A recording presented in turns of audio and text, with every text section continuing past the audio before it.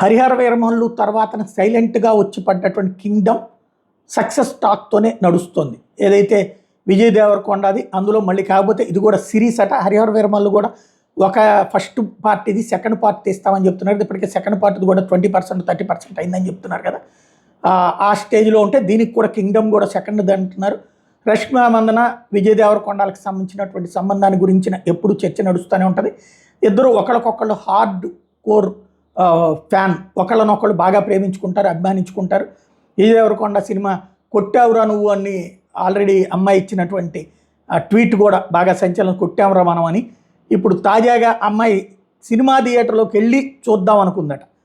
అయితే థియేటర్కి వెళ్ళి చూడడానికి పర్మిషన్ ఇవ్వలేదు. మొన్నటే అల్లు అరవింద్ ఉదంతం నేపథ్యంలో శ్రీరాములు థియేటర్కి వెళ్ళి చూద్దాం అనుకుంటే సెక్యూరిటీ కారణంగా అనుమతి ఇవ్వలేమని చెప్పారట. దాంతో మారువేషంలో భ్రమరాంబ థియేటర్కి వెళ్ళి రహస్యంగా సినిమాని చూసి వచ్చేసారట.